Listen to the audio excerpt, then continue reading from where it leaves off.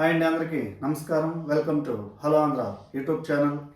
గత 2 రోజులుగా చర్చ అంతా కూడా ఆంధ్రప్రదేశ్ రాష్ట్రానికి కేంద్ర బడ్జెట్లో ఎంతవరకు కేటాయింపులు ఉంటాయి అన్న దాని మీదే జరుగుతూ ఉన్నది. అయితే అకస్మాత్తుగా జగన్మోహన్ రెడ్డి గారు ఢిల్లీలో ధర్నా చేస్తాను అని చెప్పేసి బయలుదేరి వెళ్ళడం జరిగింది. ఇంతకీ ఆయన ఏ విషయం మీద ధర్నా చేస్తారో అనే అంశానికి వస్తే మనందరికీ తెలిసిందే.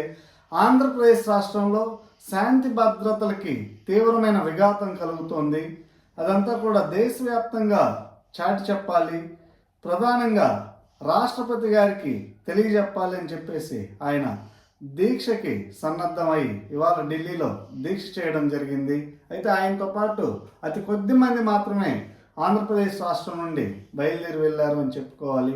అయితే ఢిల్లీలో ఆయన దీక్ష చేసే సమయంలో అక్కడ కొందరు ఇండియా కూటమికి చెందినటువంటి నాయకులు ఆయన్ని కలిసి పరామర్శించడం జరిగింది. వీరిలో ప్రధానంగా చెప్పుకోవాలంటే ఇండియా కూటమిలో ఉన్నటువంటి రెండవ అతిపెద్ద పార్టీ సమాజ్వాదీ పార్టీ అధినేత అఖిలేష్ యాదవ్ గారు ఆయన్ని కలవడం జరిగింది. అయితే ఆంధ్రప్రదేశ్లో దీని మీద చాలా జోరుగా చర్చ జరుగుతుంది. అదేంటంటే అఖిలేష్ యాదవ్ గారు ఇండియా కూటమిలో ఉన్నారు కాబట్టి ఇండియా కూటమి కూడా జగన్మోహన్ రెడ్డి గారిని దగ్గర చేసుకోవడానికి ప్రయత్నిస్తుంది, జగన్మోహన్ రెడ్డి గారు కూడా ఇండియా కూటమికి దగ్గర అవ్వడానికి ప్రయత్నిస్తున్నాడు అనే చర్చ అయితే జరుగుతుంది. అయితే దీనికి భిన్నంగా మరికొందరు మాత్రం అదే కానీ జరిగితే ప్రధానమంత్రి నరేంద్ర మోడీ గారు జగన్మోహన్ రెడ్డి గారి బెయిల్ రద్దు చేయించి ఆయన్ని జైల్లో పెట్టే అవకాశం కూడా ఉంది అనే మరో వాదన కూడా వినబడుతుంది.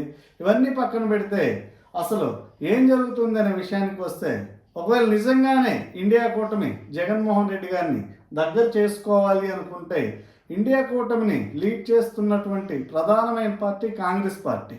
మరి కాంగ్రెస్ పార్టీ ఎందుకు జగన్మోహన్ రెడ్డి గారికి మద్దతుగా కాంగ్రెస్ పార్టీ నుంచి ఒక ప్రతినిధిని ఎవరిని కూడా పంపలేదు? అంతేకాకుండా ఆంధ్రప్రదేశ్ రాష్ట్ర పిసిసి అధ్యక్షురాలైనటువంటి వైఎస్ షర్మిల గారు జగన్మోహన్ రెడ్డి గారి మీద తీవ్రంగా విమర్శలు గుప్పిస్తున్నారు ఆయన ఢిల్లీ యాత్ర పైన కూడా.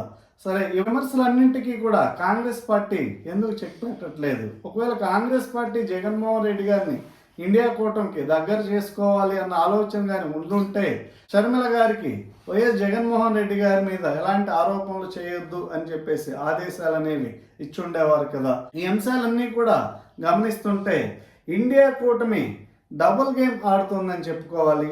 జగన్మోహన్ రెడ్డి గారిని ఇరికించాలి అనే ప్రయత్నం చేస్తుందని చెప్పుకోవాలి. అసలు జగన్మోహన్ రెడ్డి గారు జైలుకి వెళ్తే ప్రధానంగా లాభపడేది ఎవరు అనే విషయానికి వస్తే భారతీయ జనతా పార్టీకి లాభం లేదు, అదేవిధంగా తెలుగుదేశం పార్టీకి కూడా ఎటువంటి లాభం లేదు. జగన్మోహన్ రెడ్డి గారు జైలుకి వెళ్తే ప్రధానంగా లాభపడేది కాంగ్రెస్ పార్టీ అని చెప్పుకోవాలి. జగన్మోహన్ రెడ్డిని అటు ఇటు కాకుండా చేసి జైలుకు పంపాలి అనే ఆలోచన కాంగ్రెస్ పార్టీకే ఉంది అని చెప్పుకోవాలి. ఇందులో భాగంగానే కాంగ్రెస్ పార్టీ డబుల్ గేమ్ ఆడుతుంది. ఈ డబుల్ గేమ్లో జగన్మోహన్ రెడ్డి ఇరుక్కుపోతారు అనే చర్చ కూడా జరుగుతుంది. ఒకవేళ జగన్మోహన్ రెడ్డి గారు ఇండియా కూటమికి కానీ దగ్గర అయినట్లయితే వెంటనే ప్రధానమంత్రి నరేంద్ర మోడీ గారు జగన్మోహన్ రెడ్డి గారిని జైలుకు పంపడం అనేది తథ్యం అని చెప్పుకోవాలి. ఎందుకంటే ఎన్డీఏ కూటమిలో ప్రధాన భాగస్వామ్య పక్షమైన తెలుగుదేశం పార్టీ నరేంద్ర మోడీ గారికి చాలా లాయల్గా ఉంటూ ఉంది. ఇక ముందు కూడా అదే లాయల్టీ అనేది కంటిన్యూ చేస్తుంది అనే చర్చ అయితే జరుగుతోంది. నరేంద్ర మోడీ గారికి రాబోయే ఎన్నికల్లో కూడా ఎన్డీఏలో ఉన్నటువంటి పాత మిత్రులందరి సపోర్ట్ కూడా కావాల్సిన అవసరం కూడా ఉంది. బీజేపీ మళ్ళీ అధికారంలోకి రావాలంటే ఎన్డీఏ నుంచి దూరమైనటువంటి అనగా బీజేపీ నుంచి దూరమైనటువంటి మిత్రులందరినీ కూడా కలుపుకుపోవాలి అన్న ఆలోచనలో ఉన్నారు అని తెలుస్తుంది. ఇందులో భాగంగానే ఆర్ఎస్ఎస్ కూడా వారందరితో కూడా మంత్రాలు జరుపుతోంది అని చెప్పుకోవాలి. చివరికి శివసేన కూడా ఎన్డీఏలో భాగస్వామి అవుతుంది అనే చర్చ కూడా జరుగుతుంది. ఈ అంశాలన్నీ కూడా గమనిస్తున్నట్లయితే మనకి జగన్మోహన్ రెడ్డి తన గొయ్యి తానే తవ్వుకుంటున్నాడని తెలుస్తుంది. ఎందుకంటే అధికారం చేపట్టి కూటమి ప్రభుత్వం 1 నెల కూడా అవ్వట్లేదు, కానీ ఇంతలోనే జగన్మోహన్ రెడ్డి గారు ఢిల్లీ వెళ్ళి దీక్ష చేయాల్సినంత అవసరం కూడా లేదు అని చెప్పుకోవాలి.